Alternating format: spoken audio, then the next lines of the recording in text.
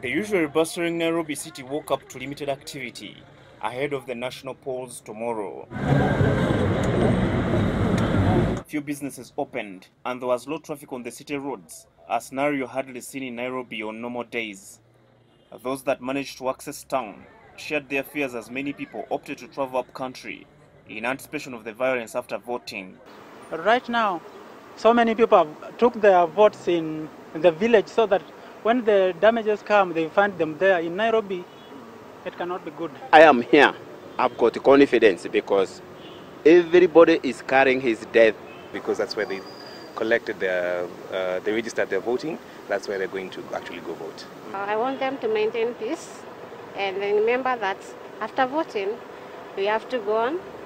Kenya have to be Kenya even after elections. In 2007, at least 1,000 people were killed and 500,000 displaced after violence broke out in Kenya during post-election violence. By Monday evening, the Independent Electoral and Boundaries Commission had finalized the distribution of polling materials to the 47 counties. These will be in the night distributed at the 40,883 polling stations, as voting will start at 6 a.m.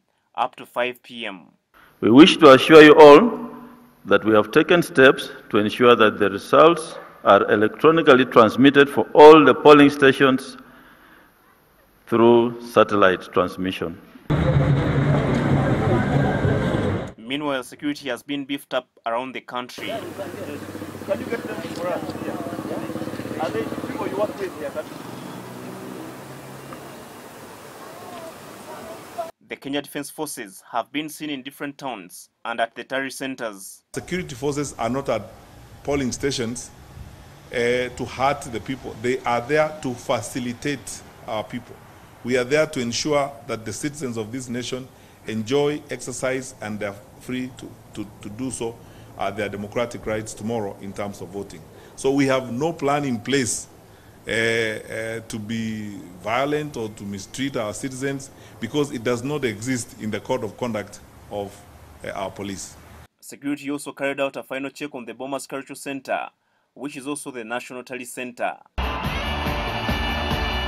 19,600,000 Kenyans are registered to vote in this year's election, with 8 candidates vying for the top office in the land. However, the major contestation is between incumbent and Jubilee candidate Uhuru Kenyatta and the National Super Alliance NASA candidate Raila Odinga. The prayer of many Kenyans is to have peace even after tomorrow's election, but many believe this lies in the hands of the Independent Boundaries Commission and the way it will conduct business starting tomorrow. Habat Ziwa, NTV, Nairobi, Kenya.